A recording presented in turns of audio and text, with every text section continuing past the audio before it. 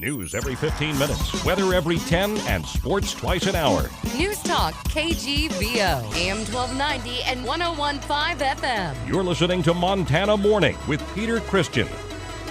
Not guilty pleas to murder charges. Good morning, everyone. It's Montana Morning. It's Wednesday, January 20th, 2016.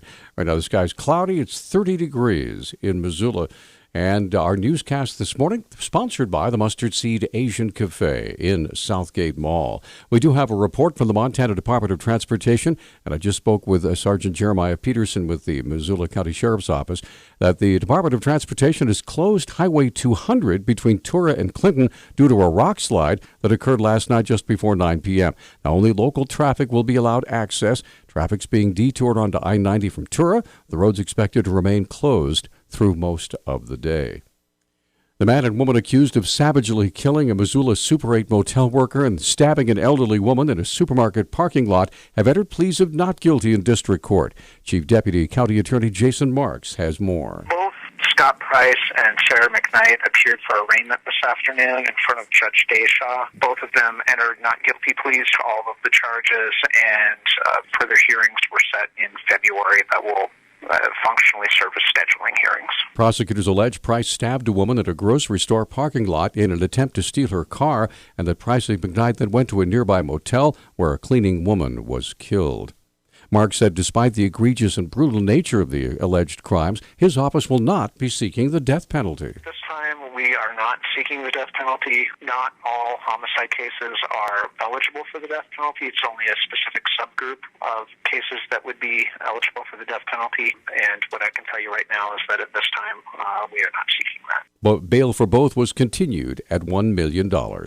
After the theft of a laptop in Missoula, thousands of past and present New West healthcare customers face the risk of identity theft.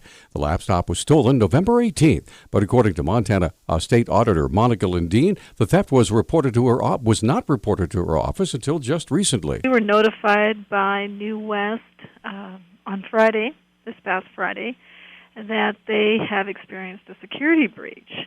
And unfortunately, that security breach may affect the personal information of about 25,000 of their past and present New West customers. My husband's actually one of them. Lindeen said her office is speaking with New West to resolve the issue, and that individuals with private information on the laptop will be notified by New West of an offer of at least 1 year's worth of identity theft protection. You have a right to know how your personal information is being collected, maintained, and used by that company. And that protection also extends to being notified if your information has been involved in a data breach, which certainly they are doing. Certainly the quicker they can let you know, the better.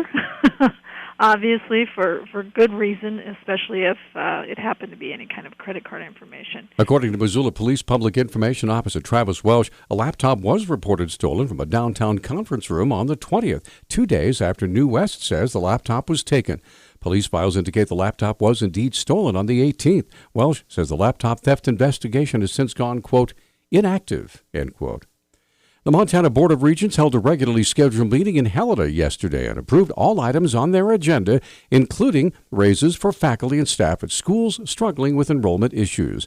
Deputy Commissioner of Higher Education Kevin McCrae has more. The board approved a number of collective bargaining agreements that have negotiated wage and salary increases in them, including bargaining agreements for the University of Montana faculty. McCrae said MSU Billings has a sharper enrollment decrease than the University of Montana, however, and explains why the raises were approved. Those sorts of challenges are what we pay people to take on and meet, and that we should not be either going to the bargaining table with our faculty and staff unions proposing to freeze or reduce pay or for any other employee group. The University of Montana has instituted a plan to reduce its expenses following 3 straight years of reduced enrollment. The former chief financial officer of Vans has pleaded not guilty to conspiracy in a federal case that alleges he helped former CEO George Manlove defraud the electronics and appliance chain, causing it to file for bankruptcy. Paul Nisbet pleaded not guilty January 12th to a single conspiracy charge that includes a forfeiture requirement. The hearing was held before Magistrate Jeremiah Lynch in Missoula. Nisbet previously reached a plea agreement with prosecutors, but a change of plea hearing that had been set for that day was canceled. The offer of proof alleges Nisbet was aware of Manlove's unauthorized spending and did not inform the board, and that Nisbet benefited from the conspiracy. Manlove has pleaded not guilty to more than 200 federal charges, including conspiracy and fraud. The Montana Department of Revenue began processing tax returns yesterday. Public Information Officer Molly Peterson is urging the public to file online to cut down on paperwork and staffing costs. According to Peterson, most Montanans are already e-filing their taxes. Looking at what we did last year when people were filing their taxes, we had over 474,000 tax returns that were filed electronically, and that was out of 563,000 total. If those returns come in electronically, so much more work is cut down on. Peterson says e-filers will also receive their tax refunds sooner. However, things are expected to take a little longer this year. Even if people file their tax return electronically, it will take them longer than previous years to get their refunds. This is because of a nationwide increase in identity theft that has led to these ID thieves filing fraudulent returns and trying to steal your refund. The identity theft threat was highlighted last year when the Montana Department of Revenue discovered 1,700 fraudulent returns and stopped the flow of over $1.8 million from going to tax cheats. A man who said he moved to Butte to sell methamphetamine is denied 3 felonies. The Montana Standard reports Lester Oxendine pleaded not guilty yesterday to criminal distribution of dangerous drugs, possession with intent to distribute, and assault with a weapon.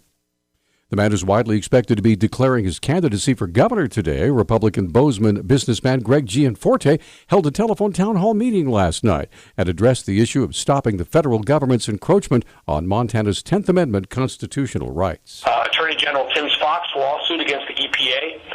He was successful in his lawsuit against the waters of the U.S. I think we need to use all the tools we have in the box. The lawsuits in courts are one place. Effective negotiation is a second. And if there's legislative action we need to take at the state level, that would be a third. The high-tech entrepreneur Gianforte launched his exploratory committee last summer and is expected to be the leading challenger to current Democrat Governor Steve Bullock. We expect that announcement sometime this morning. Newstalk Times 612. Newstalk, KGVO. Missoula's official weather station. Mostly cloudy to cloudy skies with areas of rain and snowfall. High temperatures will top out in the upper 30s. Tonight, isolated flurries, otherwise mostly cloudy with their lows right around 20. I'm meteorologist Brooke Foster for KECI 13.